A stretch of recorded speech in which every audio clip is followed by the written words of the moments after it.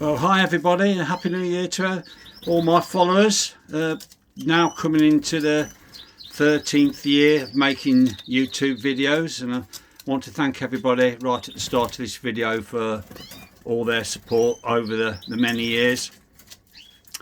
As it's the start of a new year, we're all of us got breeding season in our minds, so through the winter and the past few months we're all started to sort of birds out. A lot of them have gone, some are still here, and the ones that are here are probably the ones I'll be used for breeding this year. So what I've done for the sake of this video, I've just separated them out. I've got 3 non-intensive cock birds, 1 heavily variegated. All are unflighted birds, even though the white wing feathers and tails have been pulled by having too many birds in one cage, so they've grew back red. So, but they're me cock birds, as I say. Here's a selection of hens. These are all intensive. There's 1 lightly variegated. There's 1 ivory at the back there. There's 1 down there, you can see variegated. But there's a mixture of flighted and unflighted. The recent, this lightly variegated was bought as a cock, but I think it's a hen. And the one at the back down there, sitting next to the variegated bird, that's one of mine. I thought that was a cock. It's been with the cock birds, but now I've changed my mind. I think it's a hen. This is what I say. This is now a time of selection, watching the birds, seeing what their behaviour is. But we won't really know until we come into the early parts of breeding, which for me will be the end of March, early April. If I've actually got it right or not. Many a time I've selected a hen and it turns out to be a cock, or a cock and it turns out to be a hen. So as I say, even some of the best breeders I've ever bought birds off have sold me hens and they turned out to be cocks. With all the blowing on the vents and checking them out, you never really know till you come into breeding condition and actually you physically watch them and they start carrying material around and making a nest. If you've actually got it right, these cock birds are scrapping like mad in here. I won't leave them in there too long. Yeah, the variegated bird at the back, still not very well. No, probably won't do any good with that. Might have to dispatch it, to be honest. You can see it's breathing heavily, and it'll be no good for breeding with next year. Right, in here I've got 2 intensive cock birds. These were both bred by me. Say both unflighted. Both nice birds, nice size, good colour. And here is my selection of hens to go with it. These are obviously non-intensive. Some are flighted, some are unflighted. Some are coming up to be 2 this year. Some will be 1. All nice birds.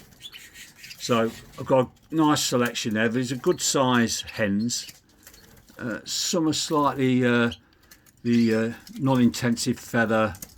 Some of them, like this one here, you know, they've got slightly too much frosting around the back of the head. Some are more evenly covered. So what I'll be looking for is usually what I do is I look for a big bird to go with a small, and vice versa. I don't usually put 2 big birds together, and I don't put 2 small birds together.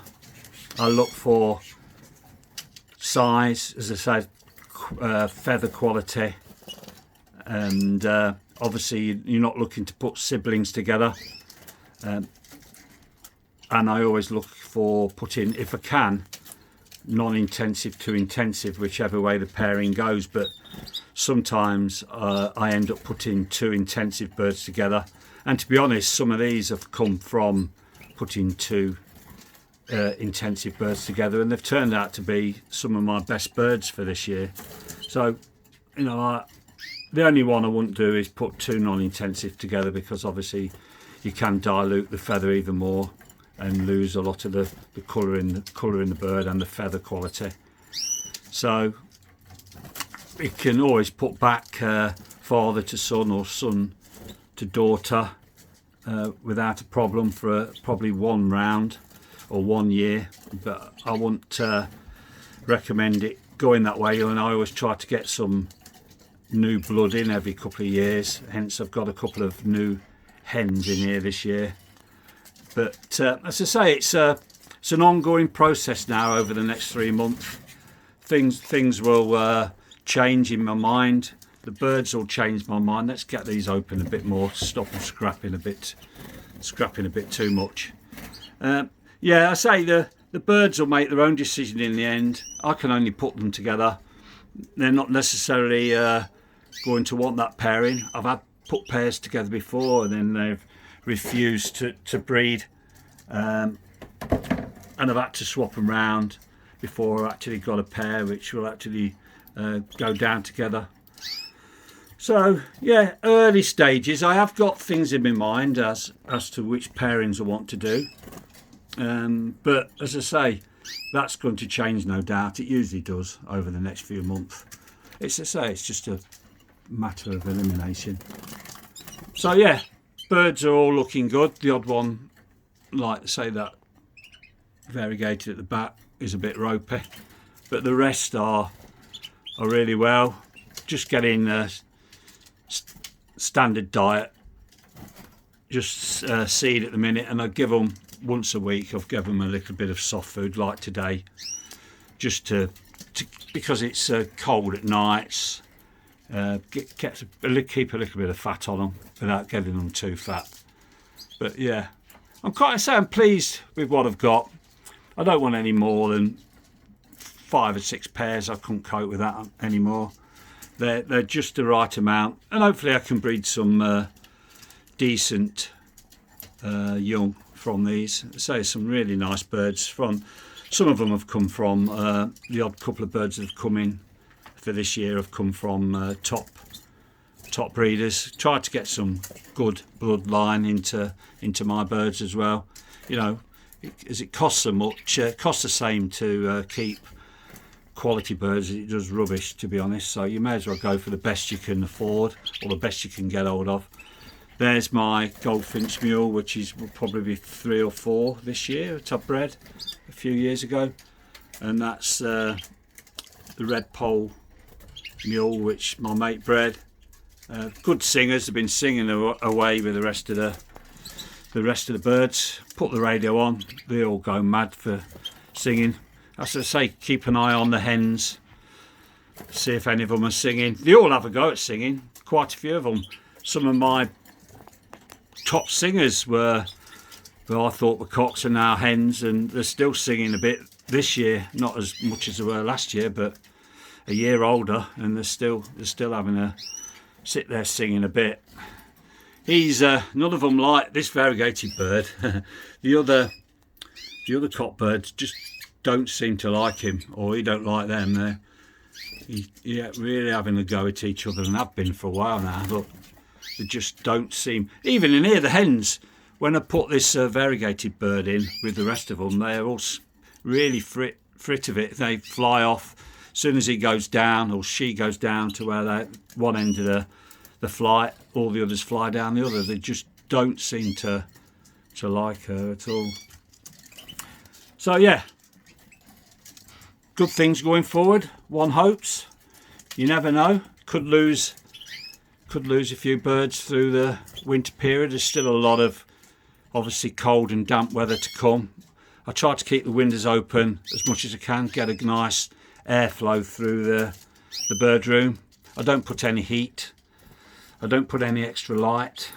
It's just as it is. The birds can cope with cold weather, no problem whatsoever.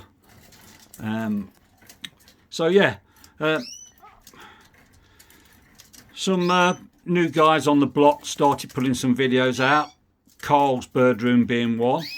He's a new guy coming into the fancy this year, and well, late last year, early this year, started putting up some YouTube videos of his adventures going forward with his first year breeding season.